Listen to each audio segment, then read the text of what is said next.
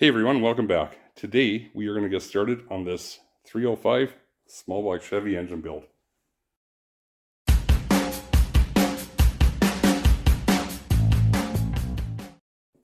We did a couple videos on this engine already. This was the engine we disassembled a few months ago, and I believe there's 2 videos on it on our page there.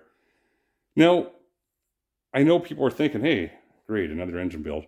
But this will be kind of more fun. We just completed the 305 TBI, or pardon me, 350 TBI engine build. And this was just an engine build. We don't know if we're ever going to install it or where it's going to go. But this engine, we do know.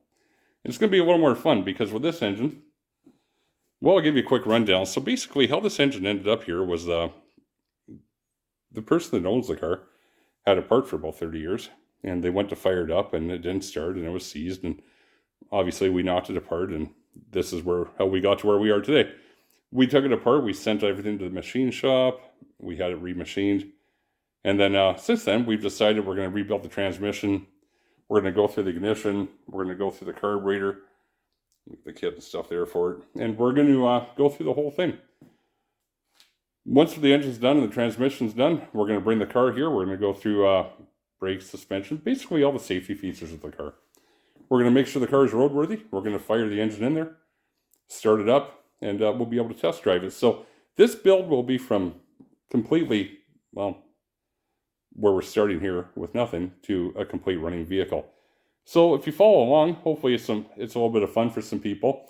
The nice thing about the car being completely apart, it's not unlike a whole bunch of other projects that are out there. And we'll be able to cover a bunch of stuff along the way and how we do things and some of the easiest ways to approach things. So I hope some people follow along and we'll have some fun here. All right, we'll go through a quick rundown of the parts like we always do. We made a couple changes to this. So when we sent it to the machine shop, obviously we had the crankshaft ground and it's 10 and 10. We had our connecting rods resized and new pistons. We have some rings and bearings right there. We have the assembly lube we use for the camshaft and some thread sealer and silicone there, or ultra black. We decided to go with a flat top piston instead of disc piston, so this is a 30 over flat top. That's one of the changes we made. Along the way, we rebuilt the original cylinder heads, and they're in those bags there. I've cleaned up a bunch of these parts already and tried to paint them, and I'll stress on that in 1 second. We have Coy's timing chain. We have new head bolts. Obviously, an oil pump pickup. We have rocker arms, camshaft. This camshaft, so for people that don't know, the 305 tube barrel used, I believe, is a 363, 390 lift camshaft. Pretty small. And, you know, our basis for a stock small block Chevy cam is that old 390, 410 lift, which is what that one is. So we went a little more compression. And a little more camshaft. Is it really going to equate to much more than 20 horsepower? Probably not. Should get better mileage though. And be a little more fun to drive. Okay. Along the way, I've been trying to get ready so I don't take so long doing this engine. So basically, sometimes I'm in and out of the garage and cleaning takes a long time. So we were pretty caught up on the cleaning. Got a bunch of the bolts, the small things caught up. The block. Yeah, the block is painted already. It wasn't because I thought, hey, I'll just paint the block. I actually sat the oil pan on there, and it was really warped. So I worked on the oil pan a bit. This is an RPC. I bought it off of Summit, and I will actually include the part numbers with this build as we get going along here, and as well as the 350 build. I'll add stuff to that as well. And basically, I just wanted to get it kind of in position and bolted down for a little while. It's not bad to have a warped pan here and there, but this one was kind of it was at the extreme. So like I say, we bolted it down and we want it to be straight. Why did we paint it? Well, I'm sure a lot of people don't follow Saskatchewan weather, but it has been cold and snowy and brutal this year. And we had one nice day that was about, I don't know, 1 degree or 33 degrees Fahrenheit. And I was able to open the door and actually paint it. And instead of having the doors closed and painting, this area I'm in is only about 530 square feet. So when you're painting or have a lot of chemicals and it's airtight, it really affects you during the day. So that's why it's painted already. Otherwise, we could have just painted it on the video. But that was it. I painted this and a bunch of the TBI 350 parts at the same time. So anyway, enough of that. We're going to get started the same way. We'll pull the tin off of this thing. We're going to clean the block. We'll go through the crankshaft again. We'll get our brushes out and go through all the oil journal holes. And we'll document as we go. We'll check a few clearances. And let's get this thing together. Alright, so starting with the crankshaft, much like the TBI engine, we're going to use some lacquer thinner. We're going to use a brush. We'll just go through the oil journals here. Typically, you'll find you'll get some form of debris or discoloring out of them. It's not uncommon. Even if it went through a machine shop, a lot of this stuff is, there's always something in them, right? So, but I wouldn't worry about it too much. That's why we do this. So just make sure we get those all cleaned out. We'll go through every journal, and we'll come back and see what we had come out of there. Okay, so as you can see, we got a few little particles, a little bit of dirt out of the crankshaft, but very little. The machine shop that did the work did a really good job keeping it clean. So now what we're going to do is we're going to spray it out very clean, and then we'll spray out all the oil journal holes. We'll blow them out with air.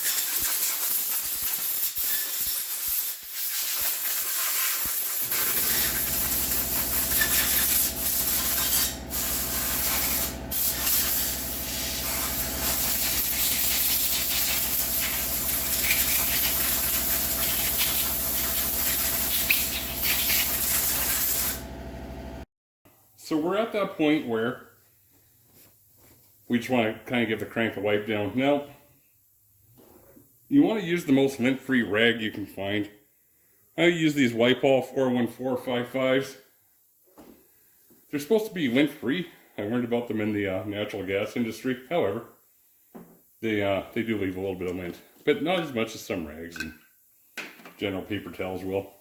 So, all you really want to do now is make sure this crank is clean and dry, because we're going to set it in the block here, and we're going to take a quick look at bearing clearances here soon.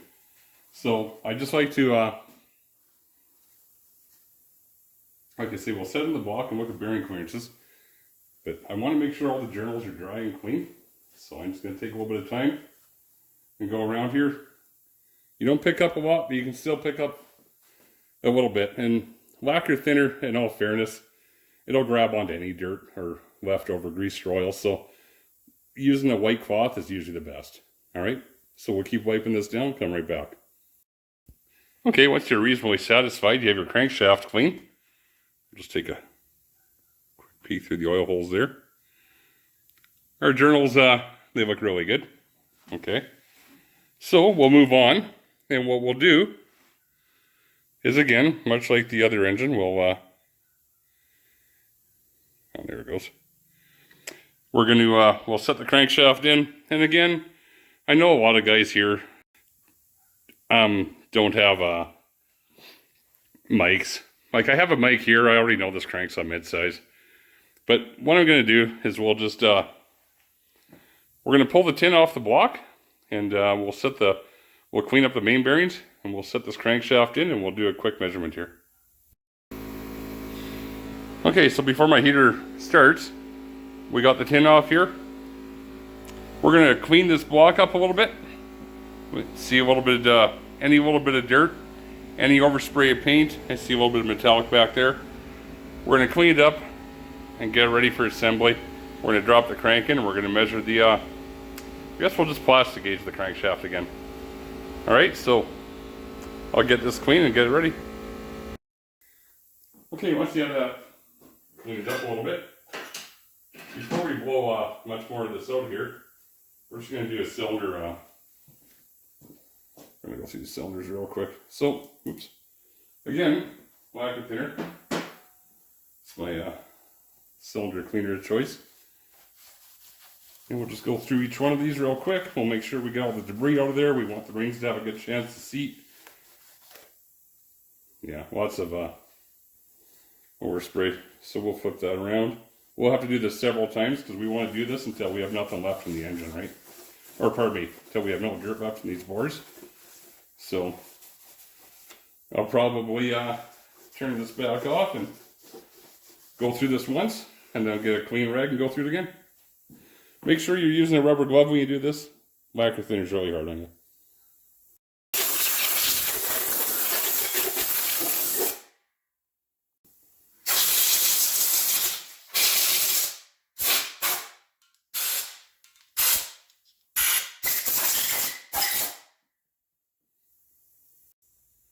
Okay, I'm pretty confident this block is it's ready for our pre-assembly here. If you want to see something really cool, look at the legs, and we'll go straight onto that engine stand. And look where the block is pointing. That's not quite right. Anyway, we'll open up these bearings and we'll lay in the bearings in the block. Just going through these. We're going to be using these King bearings today, these 557s. All right, and remember when you empty the box, you'll get the bearings with no holes, and those are the ones we're putting in the block. We want the bearings with the holes for the block. Okay, so when you pull your bearings from the package, there's going to be, in this case anyway, there's you can actually see it. It's like a sticky oily substance. So we're going to take one of these Kim towels, or white balls, pardon me, with a little bit of lacquer thinner. And we just want to wipe this off. Look at that crap that comes off there, right? Anyway, it's to protect the bearing when being shipped. And that's what you get from that. We're also going to do the back side of it. And we're going to do all the bearings. So that's basically what came off of that bearing. We're going to do all the bearings for the block and for the caps. We'll wipe them down. We'll come right back. One of the things people tell you when you inspect a bearing out of the box, I don't know if you can see right here, we have some really rough spots. And though it doesn't really matter, if you look here, they have some real sharp spots. I'm actually just going to spend a few minutes and clean these up a little bit. I mean, does it matter? I don't know. But I'm going to anyway. We'll be right back. Okay, because we have recently finished an engine and we use plastic gauge to measure it. Again, 98% of the people that watch this won't have a mic. I don't really see the point of teaching people how to use a mic and doing it that way if they only want to do this once or twice or have a weekend hot rod or a project that they're working on. It's really just not, probably not really affordable for a lot of people to actually just have that around for no reason. So like usual, plastic gauge. So you don't want to oil everything up. I prefer to. I don't like putting stuff together dry. But the whole idea is we'll set the crank in and not turn it. We'll put some plastic gauge on. We'll put the calves on. We'll torque them down. We'll pull them off. We'll clean everything up and see what it reads. Guess I can put the crank in now. It's clean.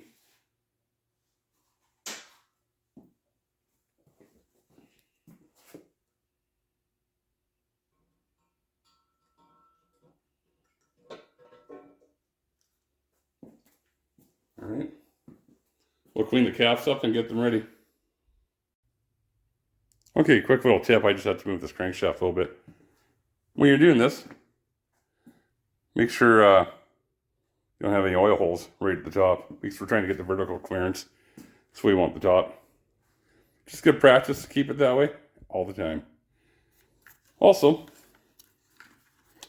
we're going to use a plastic gauge. So we're using the green stuff. It's I just can't get a good it's 1 to 3 thou, I believe. That's what it says there. My glasses don't reach that far. Anyway, it's SPG1, and this should be 1 to 3 thou. This thing should be right around 2, so 1 to 3 will work just fine.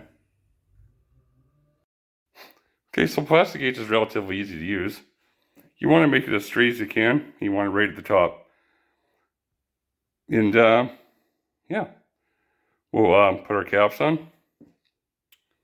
And we'll slowly torque this down. So you just want to break this off. You should go across the journal. I'm pretty sure I already know what the clearances are going to be. I'm not too concerned, but just for the video's sake, I'm going to do this. That one was a little short, but it'll tell me what I need to know anyway. So let's get those caps on.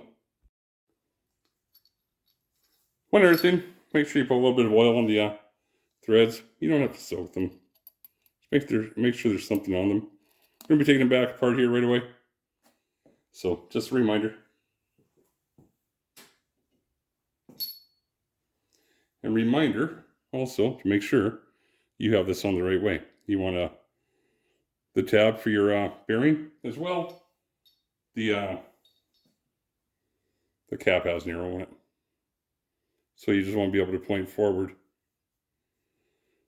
If you can see that arrow right there, that's right.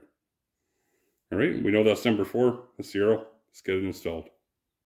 Okay, before we actually start rolling these bolts down, put a little bit of oil in here where the bolt surface and the cap surface meet. Okay. It's good practice to do this. It's easier for the torque spec. It'll give you a cleaner reading. All right. So remember to do that as well. If you're putting these in, I just use a speed wrench. Some people tap these in, some people don't. I let them go in. Like I watch what I'm doing. I'm pretty careful about it. But it's totally up to you how you want to do it. Like I always tell people, these videos are a guide. I'm not telling you what to do. It's just something that you can watch somebody do it, and then you can make a decision if you want to do it that way, or like I say, if you have a better way to do it, by all means, that's probably the way you should do it. But I always learn from watching other people, and I find it easier. So hopefully these videos help some people. But yeah, we'll put these on, and then we'll torque them up. We'll dig up the torque set. The recommended torque, and we'll get them torqued on. 2 steps. We'll do it to 30 and to whatever the torque reading is, 65, I believe. I'll double check it before we do it. Spending too much time talking, almost torqued this thing on backwards. Like I say, watch the arrow. If you need glasses like I do, wear your glasses. It'll save you one day. Anyway. Yeah, this went on good. So we'll get a torque wrench up and we'll double check those specs. Alright, looks like these are 70. So I'm just going to start by doing them up to 40 initially. 1 pull.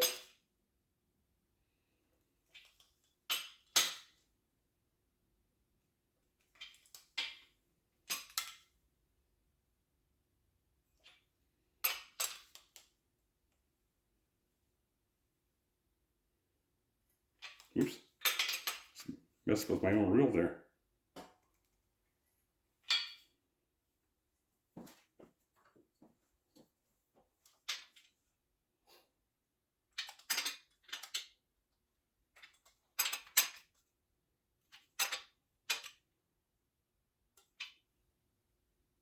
Okay, let's do 70.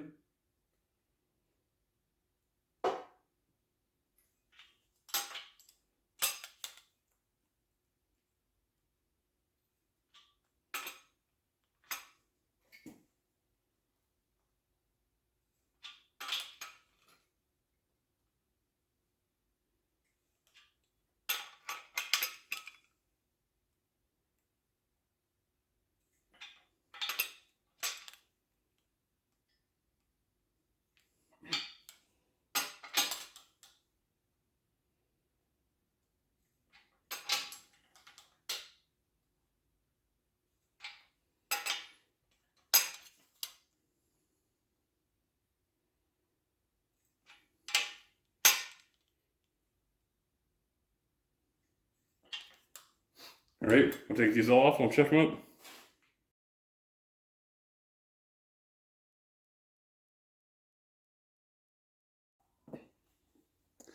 And because I left the camera on, I'll just keep going here. One of the best things you can use to take this off is lacquer thinner. It just, it'll take the plastic gauge off easily. It won't leave any residue. It'll allow us a chance to pull the crankshaft, re-clean the bearings, put some assembly lube on them. We'll wipe down the crankshaft one more time and we'll install it. Okay, I'm going to do number 5 one more time. I didn't really like it. I just want to double check to make sure I didn't make a mistake. I had the plastic gauge off to one side there. And just want to do this again.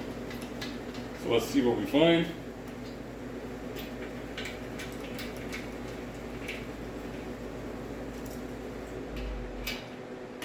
Sorry about the heater. It's winter in Saskatchewan. Can't really control it.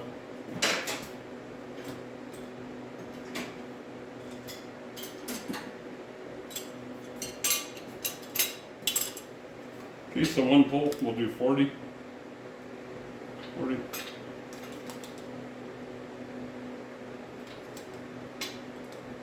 And we'll do 70.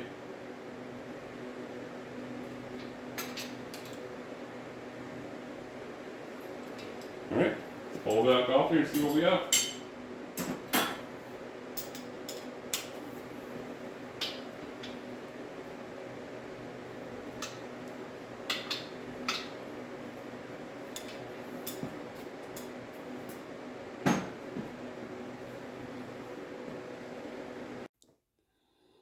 So upon checking, yeah, it's basically pretty much ready to.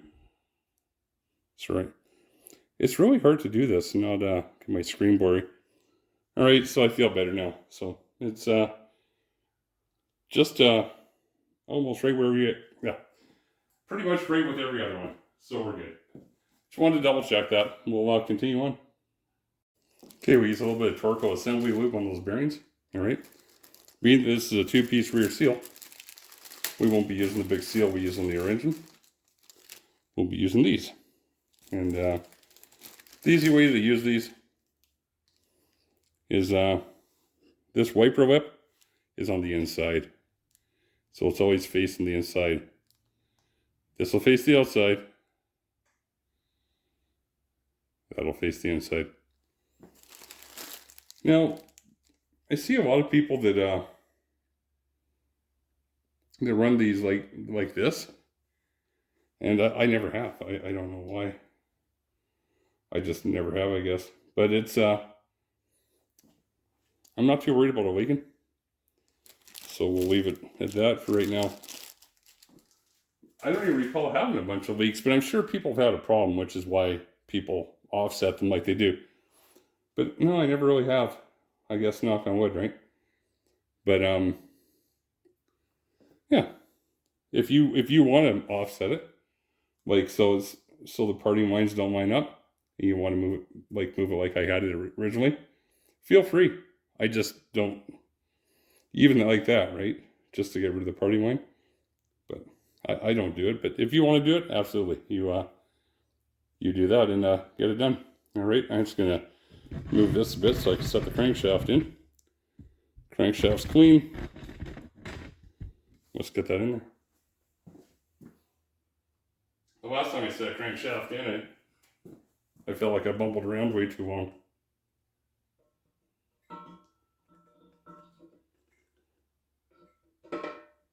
Alright, so that's as easy as it should be. Shouldn't be too much drama, and it just should go that easy. I'll set you guys back up and we'll get some main caps on here. Because it's the final crank install, don't forget to clean your plastic gauge out of your main bearing caps. We'll give them a quick wipe down and clean up, and then I just set them all in there, and then individually we'll grab them, give them a little bit of lube. We'll put them back on. Watch the arrow. There we go. Alright, so now we'll just grab some assembly lube. We'll lube each one of them up. we'll deal with the back two-piece main. We'll get it torqued in. This gets kind of messy when we're doing it. Anyway, make sure you cover the bearing. Check your cap orientation.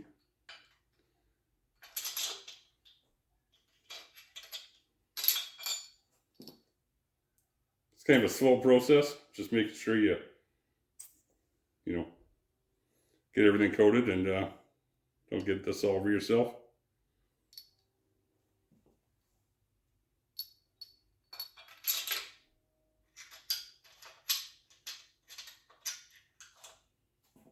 I've been using this Torco for so long, I don't even know what people are even using anymore.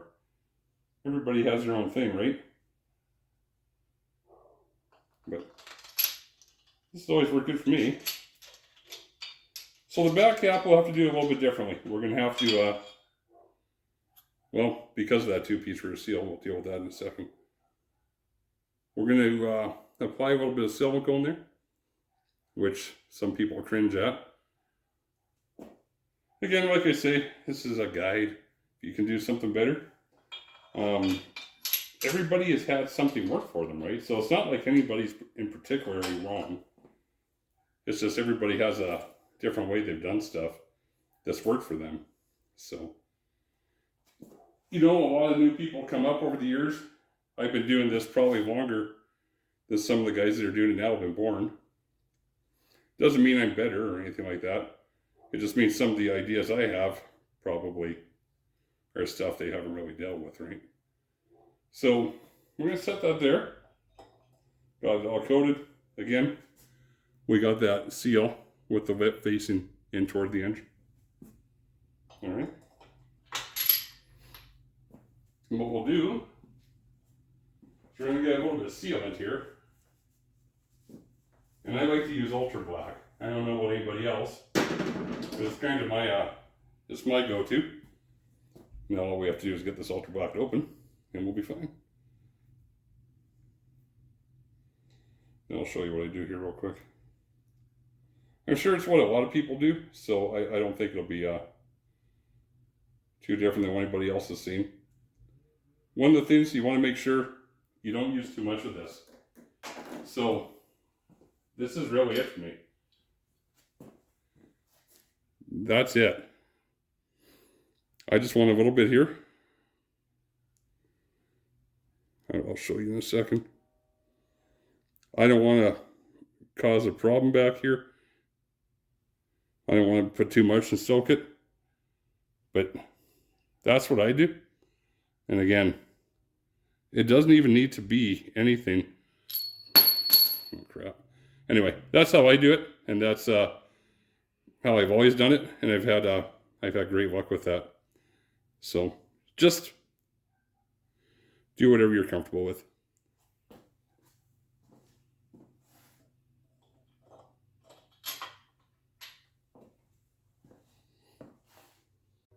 Okay, so we're just going to tighten these up with the speed wrench here.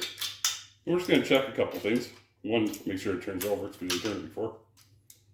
And we'll do our 30, and then we'll do our 70. Just want to check this real quick. If you have some tight spots or anything happening here, it's good to know right now if you have something coming up. And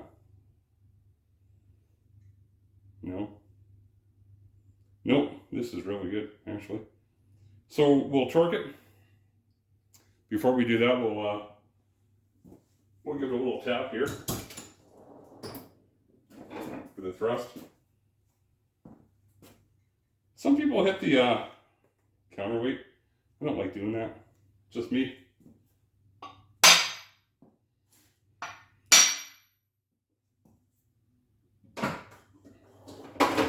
That's all I do. We'll get this torqued up. Then we'll see what happens.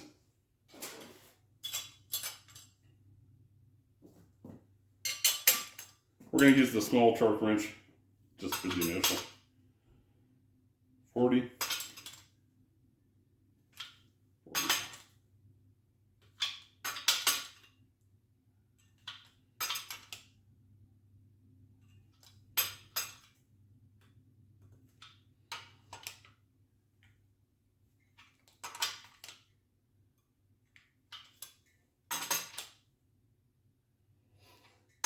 And I suppose I should probably use my other one for the final torque. So.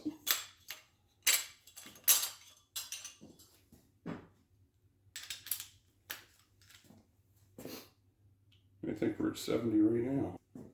Okay.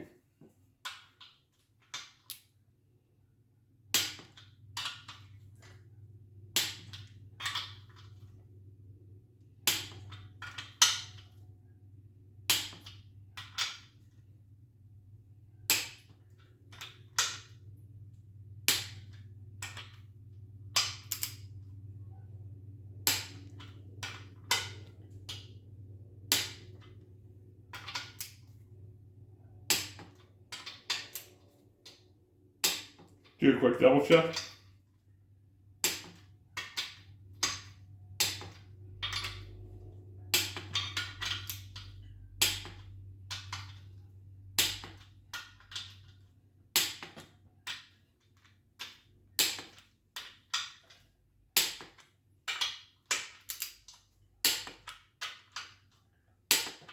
All right, let's give it a quick spin.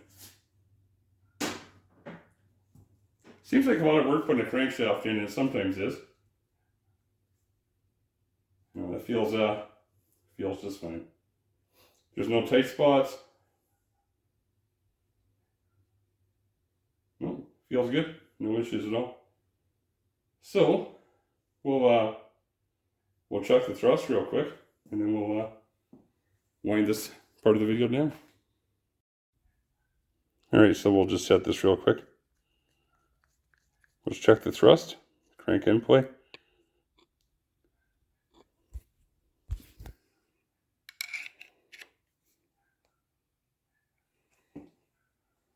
All right. Oh, good, the heater. So we have 4. Perfect. So 4 is good. I'm happy with that. So we got our crankshaft torqued in. We have our rear main seal on. We have a little bit of silicone on that cap. We torqued it to 70 foot-pounds as per spec. And we have 4 thou crank end play. And we're going to get started on the next video. We'll start getting some reins on some pistons and we'll start getting that together.